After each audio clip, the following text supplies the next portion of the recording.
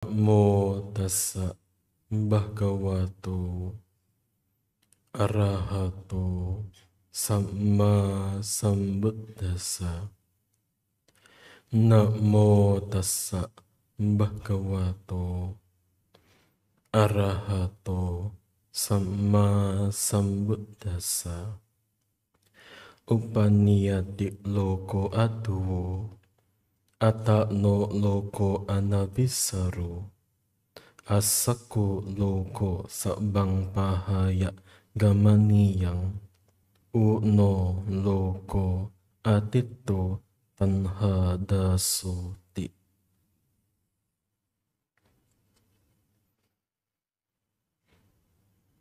Kepada pemimpin puja bakti, ibu dan bapak sekalian, selamat pagi, Sodehotu, Namo Buddhaya. Bulan ini masih merupakan bulan masa wasa, di mana seperti Anda ketahui, di Indonesia utamanya, para biku berdiam selama 3 bulan. Tidak hanya di Indonesia sebenarnya, tetapi mayoritas negara-negara yang menganut sistem Theravada pada 3 bulan ini menjalankan masa wasa para bikunya. Kemarin ada umatnya bertanya kepada saya, Bante, kemarin di sebuah wihara di Jakarta ada penabisan biku. Apakah diperbolehkan, Bante, ketika masa wasa ada biku yang diupasampada, ada biku yang ditabiskan? Apakah boleh seperti itu? Di dalam Vinaya kebikuan, seorang biku, jika ada mereka yang mau menjadi seorang biku ketika masa wasa, maka harus diberikan penabisan. Kenapa? Takutnya semangatnya nanti luntur kalau tidak dihabiskan di saat itu. Karena ada sebuah kasus di mana ada seseorang yang ingin menjadi biku tapi tidak dihabiskan karena waktu itu adalah masa wasa. Ketika masa wasa selesai, ditanya kembali, mau jadi biku? Udah enggak, Bante. Semangatnya udah luntur. Nah, ibu, bapak sekalian, di dalam kisah-kisah Buddhis, kita mengetahui bahwa ada banyak siswa dari Sang Buddha menjadi terunggul dalam sebuah hal. Contohnya, di depan ada rupang, ada 2 rupang, di kiri dan kanan. Biasa umat Buddha itu mengenal sebagai rupang Bante Sariputta dan Bante Moggallana. Biasanya umat Buddha mengenal Bante Sariputta itu terunggul karena kebijaksanaannya. Kalau Bante Moggallana itu terkenal karena apa? Karena apa? Karena kesaktiannya atau kekuatan batinia. Nah, ibu bapak sekalian, ternyata di zaman Sang Buddha ada satu biku yang terunggul karena usahanya untuk menjadi seorang biku. Ada satu Bante yang amat terkenal dan seringkali dijadikan contoh bagi mereka yang ingin upasampada. Beliau bernama Bante Ratthapala. Bante Ratthapala ini ketika masih sebagai seorang berumah tangga, beliau itu tinggal di sebuah kota yang dimana beliau ini merupakan, atau background dari beliau ini merupakan keluarga yang amat terpandang, yang amat terkenal di kota tersebut. Singkat ceritanya adalah ketika Ratthapala, pemuda Ratthapala ini datang mengunjungi Sang Buddha dan mendengar Dhamma, di situ ia menjadi tertarik. Kemudian ia menunggu yang lain selesai, pada pergi, pada pulang. Kemudian dia datang kepada Sang Buddha dan mengatakan, sejauh yang saya pahami, untuk menjalani kehidupan atau menjalani Dhamma yang begitu luhur itu tidak mudah sebagai berumah tangga.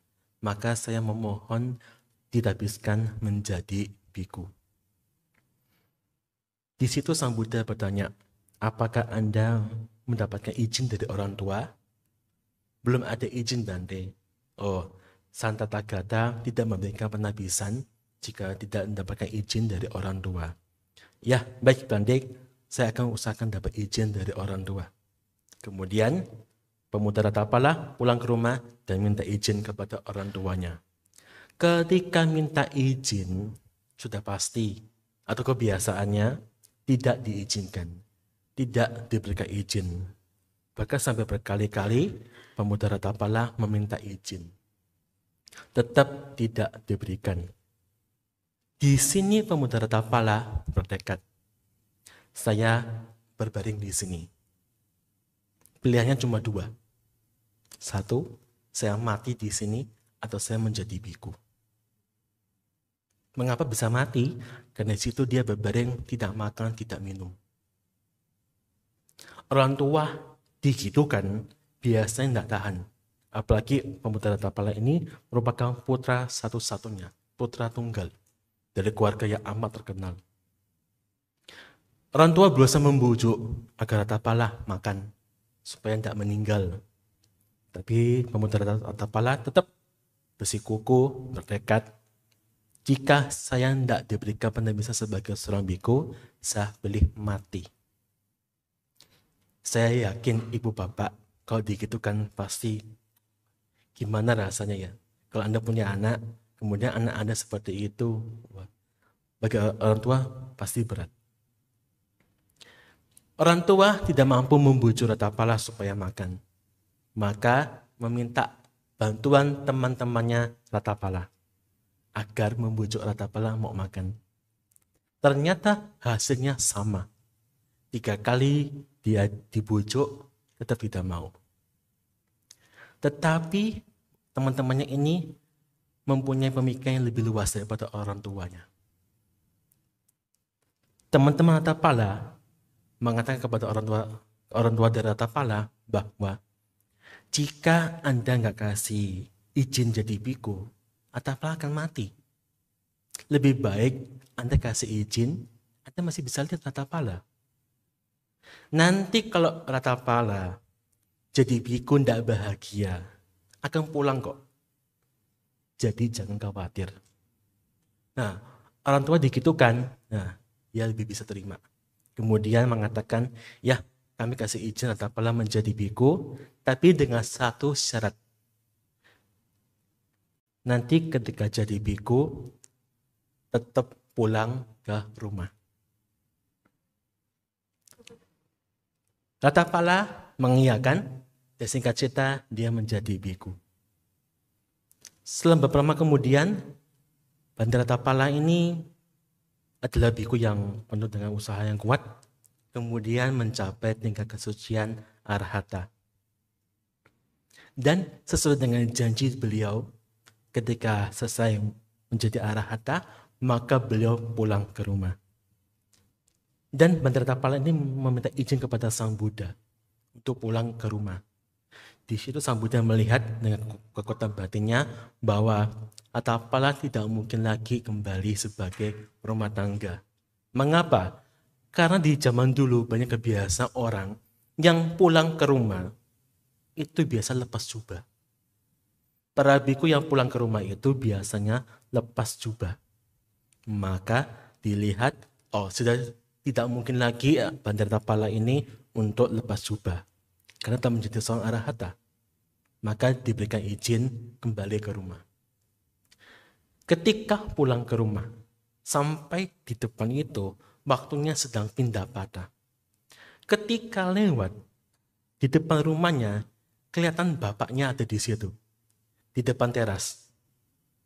Nah, bapaknya lihat anaknya, tidak kenal. Karena kamu sudah berbeda penampilan dan sudah sekian lama tidak bertemu. Ketika lihat Bante Ratapala mengatakan, gara-gara petapa gundul ini, anak saya hilang jadi biku. Dan singkat cerita, ya Bante Ratapala waktu itu tidak dapat dana makanan dan kemudian pergi. Ketika pergi, ada pembantunya yang mau buang makanan yang sudah basi. Nah, Bante Ratapala ketika lihat itu mengatakan kepada pembantu ini, saudari, Jika makanan itu mau dibuang, taruh di mangkok ini saja.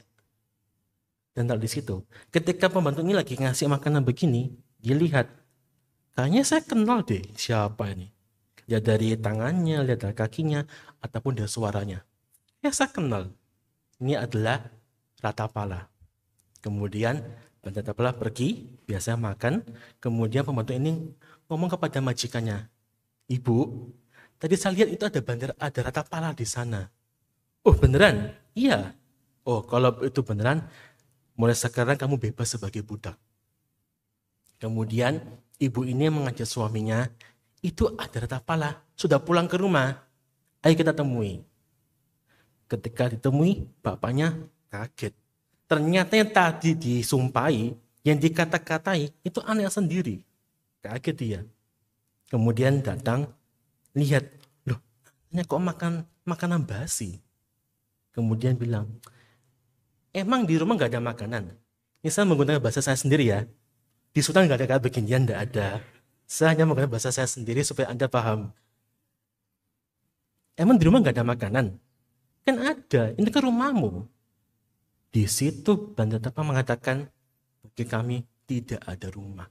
Bagaimana mungkin bisa itu dianggap sebagai rumah? Ya sudah, jangan makan-makan basi ini. Pulang ke rumah, di sana ada makanan. Bandartapa mengatakan, udah cukup hari itu. Ya sudah, kalau begitu besok saya undang makan. Dan Bandartapa menerimanya. Singkat cerita, bapaknya ini pulang ke rumah, kemudian menyusun sebuah strategi agar Bandartapa ini lepas jubah. Dia menyusun banyak macam. Dari situ dikatakan emas dan perak, uang-uang begituan, ditutupi dengan kain-kain. Kemudian mantan istrinya ini semua disuruh dandan yang cantik. Ketika Bandartapa pulang ke rumah, ayahnya mengatakan, ini ada gunungan uang buat kamu. Ini dari punya bapak, punya ibu, leluhur dan seterusnya. Semua buat kamu. Udah, nggak usah jadi bante. Cukup ini loh, kamu sebagai rumah tangga, hidup happy-happy, punya uang, berbuat bajik aja, berdana saja. Udah cukup, nggak usah jadi biku. Tetap nggak mau Bandartapa. Mantan istrinya tiba-tiba nyungkur. Nyungkur itu bahasa Jawa. Maksudnya itu seperti jatuh, kemudian megang kaki Bandartapa. Yang mulia, seperti apa rupa bidadari yang Anda lihat? Maksudnya apa di situ? Di zaman dulu kebanyakan orang yang bertapa itu dengan tujuan untuk melihat bidadari. Untuk punya bidadari. Saya bayangkan, zaman dulu kan banyak orang bertapa itu menyiksa diri ya. Terus kering begini, saya sih enggak, saya tebel. Terus kering, kemudian cuma tinggal tulang, kulit, begitu. Tapi pikirannya lihat bidadari. Mana mungkin enggak begitu? Nah, di situ Bandartapa mengatakan, bukan untuk bidadari, saya menjadi seorang biku, saudari-saudari. Digitukan, mantan istrinya itu nangis dan pingsan. Kenapa? Dipanggil saudari-saudari. Saya berpikir secara psikologis, kalau ibu-ibu ya, misalkan ibu-ibu, seorang wanita, punya suami, suaminya jadi bante, kemudian pulang, bisa dipanggil apa ya, mama, sayanglah, dan seterusnya. Sekarang dipanggil saudari-saudari. Kaget nggak Anda? Bagi ibu-ibu, kaget nggak digitukan? Nggak kaget ya? Mantap semua kalau begitu.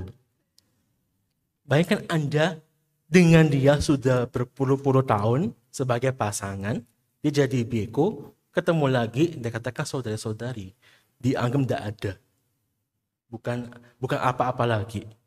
Mungkin bagi psikologis seorang wanita itu agak berat. Makanya di situ mantan istri dari Bandartapa ini nangis dan pingsan di situ. Saking syoknya. Kenapa Bandartapa itu begitu demikian? karena untuk memotong pandangan-pandangan dari keluarganya itu. Karena kebanyakan orang ketika melihat anggota keluarganya yang menjadi biku pulang kembali ke rumah, pikiran mereka itu masih sama. Orang ini sama dengan yang dulu. Anakku ini masih sama dengan anakku yang dulu. Sehingga masih ada kemelekatan dengan mereka. Di situ ayahnya Bante Ratapala masih menganggap sebagai Ratapala yang dulu. Istrinya masih menganggap sebagai suami yang dulu. Jadi Bante Ratapala itu begitu demikian menolaknya agar mereka agak berubah cara pandang mereka. Dan Bante Ratapala melanjutkan rumah tangga, manggil bapaknya rumah tangga. Jika ada makanan, silakan diberikan. Nggak usah bikin susah saya. Kemudian ya ayahnya ya kasih dana makanan dan seterusnya. Selesai makan, Bante Ratapala mengucapkan sebuah syair. Saya tidak akan jelaskan semua di sini karena syairnya ini bagi wanita itu agak sakit hati, agak susah menerimanya. Kenapa? Di sini Bante Ratapala itu memberikan syair yang mengungkapkan kebalikan dari sisi wanita. Maksudnya apa? Seorang wanita itu atau sebenarnya semua pria dan wanita itu mengagungkan tentang penampilan dari kecantikan, ketampanan dan seterusnya. Di situ Bante Ratapala membalik semua, mengatakan bahwa lihatlah boneka-boneka ini yang didandani. Boneka itu menuju pada mantan istrinya. Boneka-boneka ini didandani dan seterusnya. Karena saya biasanya kalau saya bahas tentang ini pada Dhamma kelas, pada kelas Dhamma, bukan pada sesi Dhamma di sana. Kenapa? Untuk memahami ini membutuhkan pengetahuan yang dalam tentang asubha, tentang ketidakmenarikan, tentang kejijikan dari sifat alamiah tubuh ini. Sesaat di situ, Bante Ratapala pergi untuk meditasi di sebuah taman milik raja. Ketika raja mau kreasi, mau wisata ke taman itu, dengar ada berita, ada Ratapala sedang duduk meditasi di sana. Sang raja tidak jadi wisata. Buru-buru pergi menemui Bante Ratapala. Mengapa demikian? Karena kisah dari Bante Ratapala ini amat masyhur, amat terkenal. Sehingga sang raja menjadi kagum. Dan sang raja dengan segera menemui Bante Ratapala. Di situ ketika bertemu biasa saling menyapa. Kemudian mengatakan, Bante ini ada alas permadani dari gajah. Ini Bante silakan duduk di sini. Oh enggak usah, saya sudah punya alas sendiri, silakan Anda duduk menggunakan hal tersebut. Memang biasa para biku ini ketika duduk itu ada alasnya. Namanya nisidana. Alas untuk duduk. Karena seorang biku itu wajib menjaga jubahnya. Jubah ini ibu bapak sekalian, mungkin sekarang mudah didapatkan. Tapi zaman dulu bikin jubah sebesar begini, bagi ukuran saya, begini besar, itu amat susah. Karena jubah ini dibuat dari berbagai macam potongan kain. Kemudian dijahit menjadi satu. Kalau Anda lihat jubah saya ini akan ada garis-garisnya. Ini dia macam kain, macam ukuran, kemudian dijahit menjadi satu. Sehingga sangat susah di zaman dulu mendapatkan jubah. Bahkan Bante Kasapa yang terkenal itu menggunakan jubah dari kain rami. Kalau Anda nggak tahu apa tuh kain rami, nanti di googling aja, dicari apa tuh kain rami. Nah, singkat cerita di sini Bante Ratapala dengan raja ini bercakap-cakap. Kemudian sang raja ini tanya kepada Bante Ratapala, atas dasar apa Bante ini menjadi biku? Karena biasanya yang menjadi seorang pertapa ini karena 4 hal. 1, sudah tua. Kedua, sudah sakit. Ketiga, tidak punya kekayaan. Keempat, kesepian. Apa maksudnya? Di sini sang raja memberikan penjelasan. Ada berbagai macam orang yang sudah menjadi tua, kemudian punya harta nih nggak tahu mau diapakan. Ya sudahlah, karena udah tua jadi biku aja. Sistem seperti ini dipakai dari zaman dulu, mungkin sampai sekarang juga. Di zaman tradisi Brahmana, biasanya itu mereka mempunyai 4 tahap kehidupan. Yang pertama, usia muda, itu waktunya mereka untuk belajar, study, dari usia sekian sampai sekian. Kemudian setelah mereka belajar, lulus, bisa mereka belajar ini bertemu dengan para guru-guru Brahmana, belajar Weda dan seterusnya. Setelah lulus ini mereka menjadi sebagai rumah tangga. Mereka berumah tangga, punya istri, punya anak, bekerja dan seterusnya. Tahap ketiga adalah mereka mulai nyoba-nyoba untuk bertapa. Mulai coba-coba. Jadi aktivitas sebagai rumah tangga sudah nggak lagi dilakukan, tapi masih nyoba-nyoba. Yang masih tinggal dengan keluarganya, tapi udah mulai nyoba-nyoba. Seperti Anda ODM, di sini kan ada ODM, meditasi, belajar dhamma, dan seterusnya. Nah, kemudian tiba ketika sudah tua, maka mulai benar-benar full menjadi seorang pertapa. Di zaman dulu, mereka menggunakan jubah, kemudian membawa mangkok. Jadi mangkok itu bukan eksklusif milik para biku, tidak. Zaman dulu semua pertapa memakai mangkok untuk menerima dana makanan. Ini sebab pertama orang itu menjadi biku, menurut sang raja. Kedua, karena sakit. Maksudnya di sini adalah orang yang punya kekayaan, tapi sakit berat. Jadi dia untuk bekerja lagi sudah nggak bisa. Untuk mencari kekayaan baru sudah nggak bisa juga. Ya sudahlah, dia ngobati dirinya, kemudian dia menjadi biku. Itu hal kedua, karena dia sakit. Yang ketiga adalah karena kehilangan kekayaan. Maksudnya di sini adalah jatuh miskin. Dulunya punya harta, banyak, terus hartanya mulai habis. Dalam satu malam mungkin. Kalau Anda pernah main saham ya, kalau Anda pernah main saham, saya tidak pernah. Di zaman dulu saya sering mendengar orang-orang yang main saham itu seringkali kalau loss-nya itu besar, orang itu kalau gain-nya besar, untungnya besar, biasa loss-nya juga besar. Tahu nggak tentang saham? Jangan saya cerita pada nggak tahu semua nih. Tahu nggak tentang saham? Saham, stok. Tahu ya? Oke. Pernah main? Nggak pernah? Pernah. Kalau Anda main saham gorengan, tahu saham gorengan ya? Saham gorengan, bagi Anda tahu sama aja. Saham gorengan itu ada saham yang digoreng. Sengaja digoreng begitu supaya harganya naik. Kalau biasanya orang itu naiknya cepat, turunnya juga cepat. Jadi kalau dulu main saham itu ada namanya saham mawar, melati, dan seterusnya. Nah, orang-orang yang begitu punya kekayaan bisa cepat jatuh. Dan ketika mereka menjadi miskin ini, ya sudah, ngapain kalau begitu? Mau kerja juga susah, mau cari harta juga susah. Ya udahlah, jadi biku. Menurut sang raja begitu. Yang keempat adalah karena kesepian. Jadi sudah tua, teman-temannya ini sudah mulai hilang.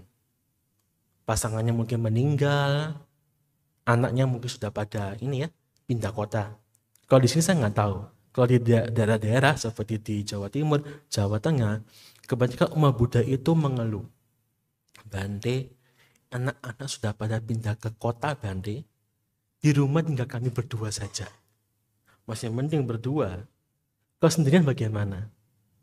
Bahkan ibu bapak sekalian, menurut WHO, kesepian itu merupakan global public health concern. Artinya ya sudah merupakan sebuah masalah umum, kesepian. Bahkan Jepang itu sekarang dianggap sebagai negara yang sepi. Banyak penduduknya itu yang mengalami kesepian. Nah, para pelaku bisnis ketika melihat seperti ini punya ide. Banyak orang yang tidak mau bertemu dengan orang lain. Maka dibuat sebuah restoran, rumah makan, yang kalau makan itu bisa sendirian. Tidak usah lihat kiri, tidak usah lihat kanan. Hanya makan begitu saja. Sampai dibuat seperti itu. Nah, di zaman Sang Buddha, ternyata banyak orang itu yang kesepian, kemudian karena nggak tahu mau ngapa-ngapain, jadi biku aja. Nah, ini 4 bentuk facing Sang Raja. Tapi Bandara Tapala kayaknya nggak begitu deh. Bandara Tapala ini masih muda, belum tua. Kedua, Bandara Tapala ini masih sehat, tidak sakit. Bahkan mengatakan sistem pencernaan dari Bandara Tapala ini masih bagus. Ketika saya membaca suta ini saya agak bingung. Kok bisa ya sang raja ini tanpa perlu periksa tahu dia ini punya pencernaan bagus.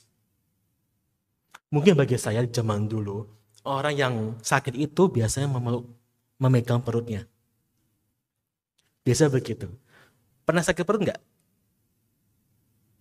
Pernah nggak sakit perut? Pernah ya. Ketika Anda sakit perut, apa yang dilakukan? Ketika Anda sakit perut, apa yang Anda lakukan? Pegang perutnya. Cari obat tuh. Kan begitu. Cari obat kan? Tapi di zaman dulu, kebanyakan orang yang sakit perut itu megang perutnya. Kenapa? Kelaparan soalnya. Megang perut begini. Nah, Bandara Tapala ini juga bukan orang miskin. Beliau tuh sangat terkenal di keluarganya itu. Bahkan dikatakan tadi punya harta demikian banyak. Dan Bandara Tapala ini juga bukan orang yang kesepian. Teman-temannya banyak. Jadi, karena bukan 4 ini, kenapa Bandara menjadi biku? Itu peran dari sang raja. Nah, di situ Bandara Tapala mengatakan, upamiyati loko aduwo. Di dunia ini tidak stabil. Atano loko anabisaro. Di dunia ini tidak ada tempat bernaung untuk berlindung, juga tidak ada perlindungan. Asako loko sabang bahaya gamah niang. Di dunia ini tidak ada yang bisa dipunyai, semua pergi begitu saja. Uno loko atito tanhadaso. Di dunia ini tidak sempurna, kebanyakan dari mereka itu menjadi budak dari nafsu. Nah, raja diginikan bingung. Maksudnya apa lagi? Kan begitu ya. Seperti Anda tadi, saya baca 4 ini semua ngerti nggak? Nggak ngerti kan? Nah, makanya di sini sang raja bertanya, maksudnya apa dari 4 ini? Yang pertama, di dunia ini tidak ada yang stabil, semua pergi begitu saja. Maksudnya apa? Nah, di sini Bandara Tapala itu tadi kan abstrak ya jawabannya. Sekarang menggunakan hal-hal yang sederhana yang Anda semua juga alami. Raja, Anda ketika dulu masih usia 20, 25-an, masih kuat nggak tubuhnya? Oh, masih Bande. Bahkan zaman dulu, ketika saya masih muda itu, saya mengira diri saya sebagai Superman. Kenapa? Tidak ada yang bisa menandingi dia, sang raja, dalam hal kekuatan. Kita tahu di zaman dulu, para raja ini biasa di-training secara militer. Ilmu militer. Bahkan kalau Anda ke Inggris, kerajaan Inggris, para raja dan para pangeran itu semua punya gelar militer, pangkat militer. Kenapa? Diajari ilmu militer. Nah, sekarang bagaimana? Wah, sekarang Bante udah tua saya, udah jompo. Usia udah 80 tahun Bante. Terkadang saya mau jalan Bante, mau nginjak ini, kaki kiri, mau nginjak ke sini, bleset. Kaki kanan mau nginjak ke sini, kepleset juga. Jadi kaki mau injak kemana, malah langkahnya kemana. Ini usia tua. Kalau Anda nggak pernah tahu perhatikan baik-baik, kenapa banyak kasus orang tua jatuh dalam kamar mandi? Bukan kepleset, tapi mau nginjak kemana, sama ninja itu berbeda. Misalkan mau injak di sini, kakinya malah ke sini. Jadi tidak ada kekuatan di kakinya sehingga jatuh. Nah, itulah penyakit orang tua. Ya, itulah sang raja tentang tidak stabil. Bahwa dunia ini isinya perubahan. Semua harus lewat begitu saja. Ini ringkasan Dhamma pertama yang saya pahami dari Sang Buddha. Itu jawaban dari Bhante Ratthapala.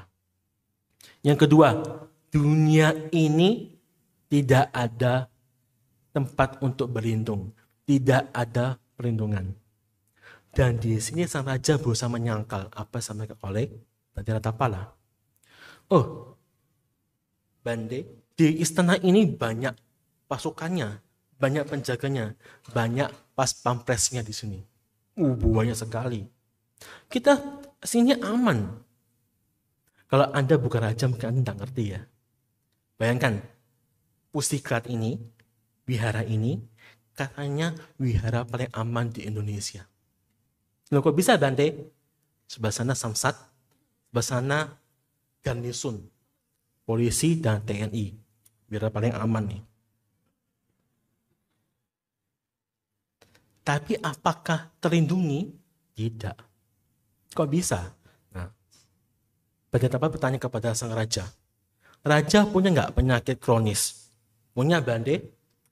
Ada penyakit angin kronis. Di Sultan bunyinya begitu. Bagi saya mungkin penyakit angin itu mungkin ini ya, asma kali ya. Yang kronis itu kan asma. Kalau cuma masuk angin ya tidak mungkin kalau begitu. Ini mungkin penyakit asma. Maka sampai sang raja mengatakan, ketika saya lagi sakit Bhante, semua mengatakan, sang raja udah mau meninggal nih. Sang raja udah mau meninggal nih. Berarti kan seperti asma. Apakah Anda bisa bertanya kepada mereka itu? Tolong ya, sakitnya dibagi-bagi. Apakah bisa? Tidak bisa. Dulu ada umat yang bilang kepada saya, Bhante, punya rezeki bagi-bagi Bhante. Saya pikir rezeki apa itu? Loh Bhante, rezeki di sini Bhante. Oh, lemak maksudnya sekalian. Karena yang tanya ini orang kurus sekali. Ibu bapak sekalian, kok saya bisa bagi-bagi ya, saya mau loh. Bapak, 1 kilo bagi, 2 kilo bagi. Gak jual daging ya, begitu. Tapi enggak bisa kan? Saya mau, tapi saya enggak bisa. Ayo misalkan si A bisa kasih 1 kilo, sancan nih. Kan enggak bisa. Gak begitu. Jadi penyakit itu harus dialami oleh diri kita sendiri. Enggak bisa orang lain. Para dokter dan lainnya itu hanya bisa meringankan. Tapi tidak bisa mengambil rasa sakit tersebut. Agar dibagi-bagi rasa sakitnya, tidak bisa. Semua rasa sakit itu harus dialami oleh diri kita sendiri. Ini ringkasan Dhamma kedua yang beliau belajar dari Sang Buddha. Nah, Bhante, di sini kan banyak harta. Di sana itu kan banyak harta. Bagaimana bisa Bhante mengatakan bahwa harta ini bukan milik kita? Kok bisa seperti itu? Nah, Bhante Ratthapala mengatakan pada raja, apakah raja bisa menyimpan harta-harta tersebut agar di kehidupan akan datang juga mendapatkan hal yang sama? Tidak bisa Bhante. Contoh bagi Anda ya, kalau Anda punya harta, bisa nggak bikin surat wasiat kepada keluarga Anda? Nanti ya, harta-harta yang saya punyai, sekian rumah, sekian mobil, dan seterusnya. Nanti kalau saya datang kembali, dikasih ya barang-barang ini. Apakah bisa? Tidak bisa. Kita itu pergi begitu saja, lanjut kehidupan ini, itu based on karma. Apa yang kita perbuat, itu yang akan kita bawa. Maka tadi Anda di sini kan membacakan kama sakumhi, kama dayadu, kama yoni, kama bandu. Itu sebagai perenungan kita bahwa apapun yang kita anggap sebagai punya kita itu tidak bisa dibawa kemana-mana. Hanya bisa sekarang saja. Tapi ketika Anda meninggal pindah alam, harta-harta demikian banyak itu dinikmati oleh orang lain. Tidak bisa oleh diri Anda sendiri. Itulah ringkasan Dhamma ketiga yang Banda Tapala belajar dari Sang Buddha. Yang keempat, maksudnya adalah di dunia ini tidak ada lengkap, semua itu diperbudak oleh nafsu. Nah, di sini karena Anda bukan raja, mungkin contohnya Anda tidak paham. Coba ibu bapak renungkan baik-baik ya, pikir baik-baik. Misalkan di depan pustikat ini diketahui di bawah tanahnya ternyata ada tambang emas. Pustikat ya, ini di depannya ada tambang emas. Apa yang Anda lakukan?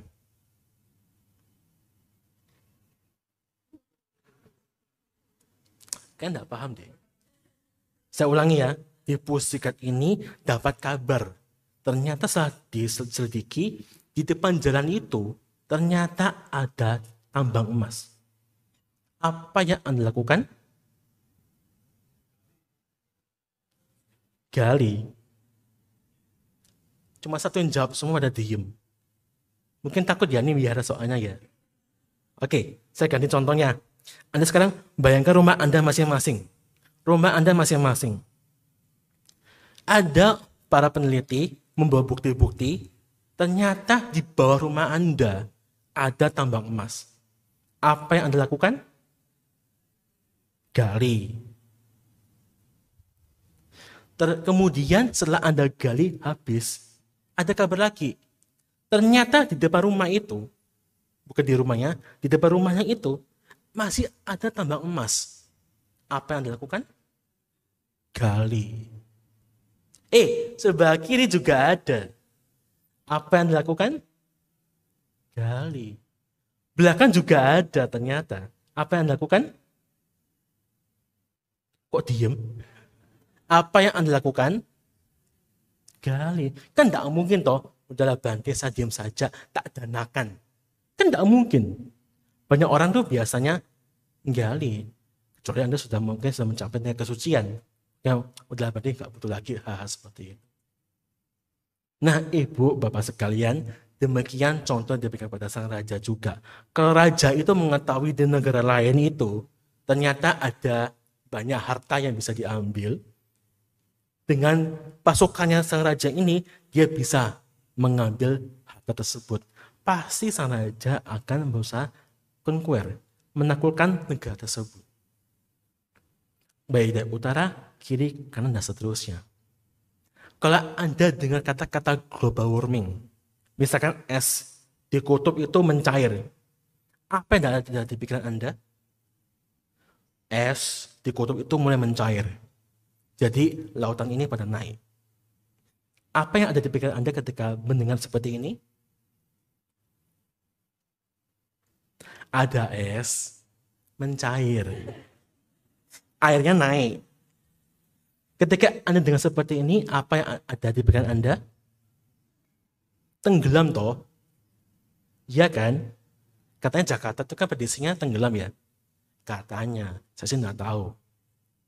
Bagi kita mereka seperti itu, Bande ternyata bahaya ya, ada pemanasan global Bande.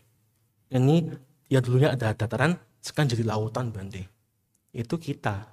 Tapi kalau para orang-orang bisnis, apalagi kalau bos-bos minyak itu ya, kutub mencair, kesempatan baru, dapat uang. Kenapa? Bisa nggali lagi, cari sumber minyak. Begitu. Orang-orang yang diperbudak oleh nafsu itu akan selalu mencari kepuasan nafsu duniawi. Inilah ringkasan dhamma keempat yang dipahami oleh Bante Tapala dari Sang Buddha. Ibu, bapak sekalian, di sini dari empat hal ini mengajarkan kepada kita tentang satu, adanya anicca, perubahan. Kedua, adanya dukkha, penderitaan. Ketiga, adanya anatta. Tidak ada yang bisa dianggap sebagai punyaku, diriku, dan aku. Keempat, bahwa kita itu ketika ingin memuaskan nafsu itu, tidak ada batasnya. Ada sisi kecacatannya. Di sini kita belajar memahami bahwa apapun yang kita mau, apapun yang kita lakukan, semua itu tidak bisa lepas dari namanya perubahan. Ketika Anda bisa menerima perubahan, itu bagus. Tapi ketika kita nggak bisa terima perubahan, maka menjadi menderita. Contoh, di sini AC-nya dingin nggak? Dingin? Kalau AC dimatikan, mau nggak? Nggak mau. Katanya kedinginan. Tapi dimatikan nggak mau. Loh, kenapa? Karena tahu kalau dinginnya hilang, jadi panas, itu menderita. Nah, ibu, bapak sekalian, oleh karena itulah kita belajar memahami seperti Bhante Ratthapala bahwa apapun yang ada itu selalu berubah. Dan jika kita grasp, memegang mereka dengan kuat-kuat, tidak mau itu berubah, itu akan muncul penderitaan. Dan semua perubahan itu berubah dengan sendirinya. Kenapa orang bisa mengatakan ini punya aku Bhante? Karena adanya nafsu di sana. Ini punya aku. Kenapa orang bisa mengatakan ini aku Bhante? Karena harga diri mereka. Masa tersinggung, ego, dan seterusnya. Kenapa bisa mengatakan ini diriku Bhante? Karena dia tidak memahami bahwa apapun yang kita alami sekarang, baik melihat, mendengar, dan seterusnya, semua hanya perpaduan. Perpaduan. Disebut dengan diriku sekarang itu tidak ada. Semua hanya isinya perpaduan saja. Bahwa yang disebut dengan makhluk ini hanya terdiri dari jasmani dan batin. Batin itu semua juga isinya tentang anicca dan juga dengan anatta. Di sini maka kita tidak bisa mengatakan sebagai milikku, aku dan diriku. Karena semua itu hanyalah ilusi buatan kita. Nah, ibu bapak sekalian, demikianlah jawaban Bhante Ratthapala mengapa beliau memilih sebagai biku. Karena seperti yang kita tahu bahwa banyak orang yang mungkin menjadi seorang pertapa itu berbeda-beda tujuannya. Jadi Bhante Ratthapala karena keyakinan beliau memilih sebagai seorang biku karena melihat ada sisi bahaya di dunia ini. Ketika kita menjadi tua, mengalami sakit, harus kehilangan semuanya, bahkan hidup ini biasanya itu orang mengisi tentang pemuasan nafsu, semua itu ada sisi cacatnya, ada sisi bahayanya. Dari itulah beliau melihat kondisi-kondisi itu dan memilih menjadi seorang biku. Demikian juga kita, ibu, bapak sekalian, belajar ajaran Buddha bukan untuk hal yang aneh-aneh, tapi untuk pengembangan batin kita, mampu melihat sisi bahaya dari dunia ini, juga mampu melihat apapun dari sisi perubahannya, sisi ketidakkekalannya, dan jika dipegang semua akan menjadi penderitaan.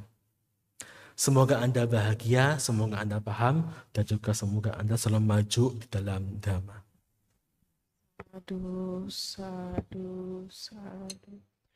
Terima kasih kepada Yang Mulia Bhante Jayasilo atas Dhamma Desananya hari ini.